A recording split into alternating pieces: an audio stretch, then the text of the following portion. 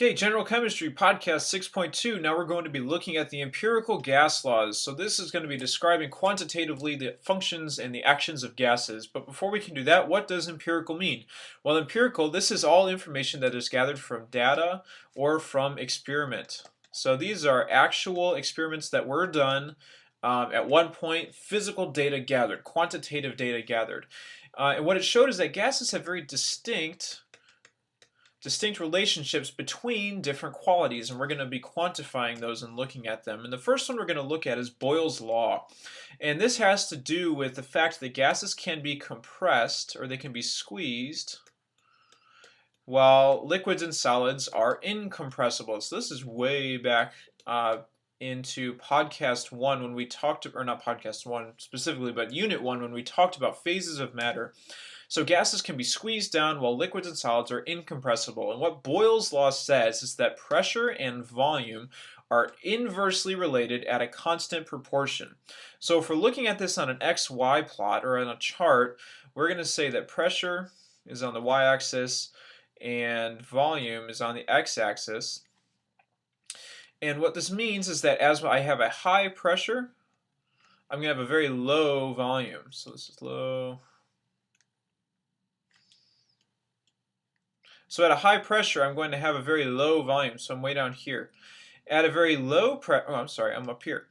At a very low pressure, I'm going to have a very high volume. So my line goes from the top left to the bottom right, inverse of the relationship. This is like the mountain picture.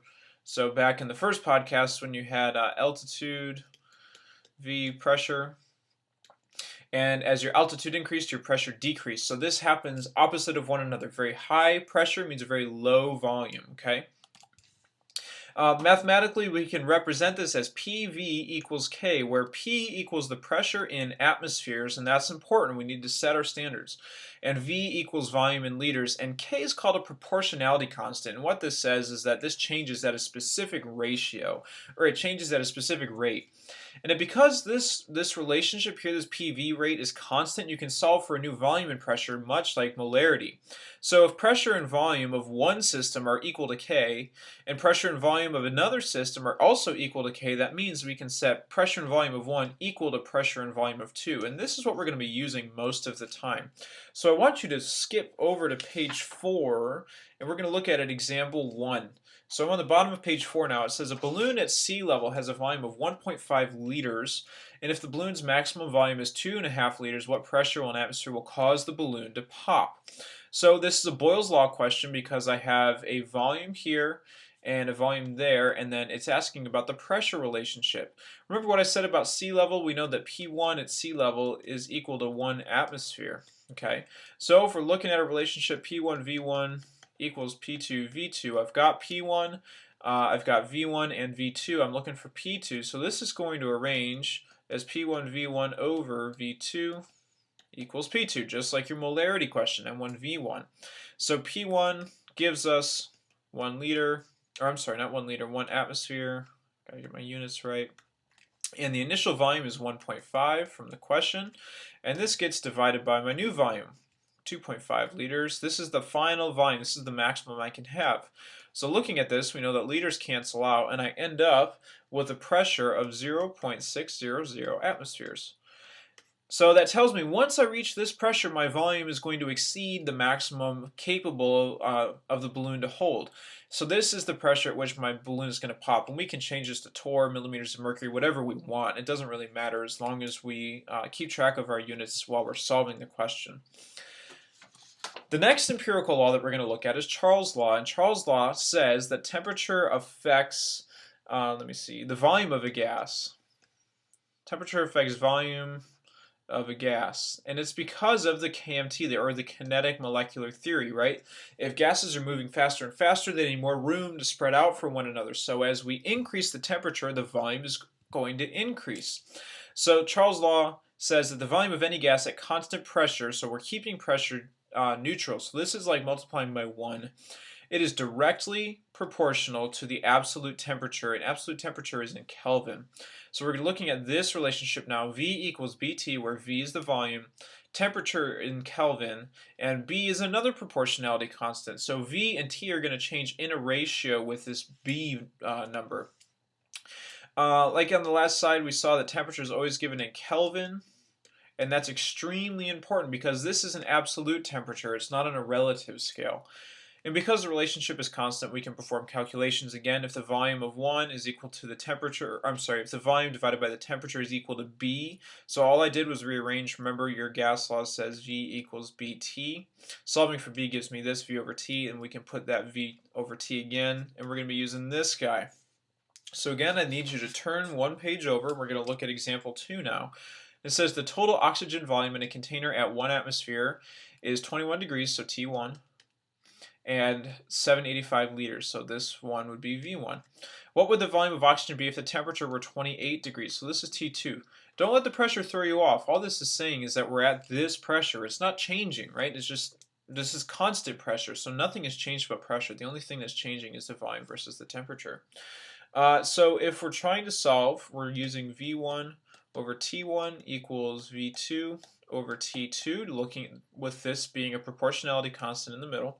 So this needs to rearrange to V1 T2 over T1, and this is going to be equal to, what are we looking for? V2. We're looking for a final volume. So filling in your variables again, volume 1 is 785, and this is liters. And that gets multiplied by temperature 2. That's the important thing. You have to be careful to multiply by temperature 2. So I'm looking at 28 degrees Celsius, but your temperature is in Kelvin. If you forgot how to convert to Kelvin, this is degrees Celsius plus 273. So we take 28 plus 273, and that gives me a temperature of 301 K. And that gets divided by my initial temperature back up here, T1. So again, 273 plus 21 gives me 294. And carrying this function out, it gives me a new volume of 804 liters. And that makes sense based on Charles' law, right? If my temperature increases from 21 to 28, then my volume should also increase. Okay, so we can do some just, oh, does this make sense or not questions after we do this, just to check. Okay, flip back again. We're going to look at this last one. It's called Gay-Lussac's law. He was a Frenchman, and he looked at the relationship between pressure and temperature. And again, this relates directly to the kinetic molecular theory. And what he said is that the pressure increases, the speed, and because of speed, the collision frequency, both of these increase. They both go up, right? So if I'm moving faster, that means I have more chance to hit the container of a wall more frequently. And this shows a higher temperature reading. So my temperature is going to increase, okay? So the volume of the gas is directly proportional to its absolute temperature. And this says P over T. What this should say, I'm sorry, I did not catch this. This is the pressure of a gas. Not volume, but that volume and temperature is Charles' law, so this is the pressure of a gas. I really apologize for that. So the pressure of a gas is directly proportional to its absolute temperature. So as temperature increases, the pressure will also increase. You'll see the same backwards. So if you increase the pressure, your temperature will also increase. And again, we have a proportionality constant here, which means we can do P over T is also equal to P over T, and this is the final. So P1 over T1 equals P2 over T2. And then finally we have a third example, and this says that a cylinder of nitrogen gas has a pressure of 10 atmospheres, so this is P1, at 20 degrees Celsius, T1. What is the pressure if the temperature increases to T2, 50 degrees Celsius? Again, remember your temperature is in Kelvin, and this is degrees Celsius plus 273 to solve for that. So if we have P1 over T1 equals P2 over T2, we can rearrange to solve for P2. That's the only thing we're missing. And so we end up with P1 T2 over T1 equals P2. And then just filling in your variables again. So my initial pressure is 10 atmospheres. And that gets multiplied by T2, so 50 plus 273 gives me 323 Kelvin. And all of that gets divided by T1, so 20 plus 273 gives me 293 K. Kelvin cancels out, and you're left with an atmosphere pressure of 11 atmospheres. And again, we can change this to torr, millimeters of mercury, whatever we need to.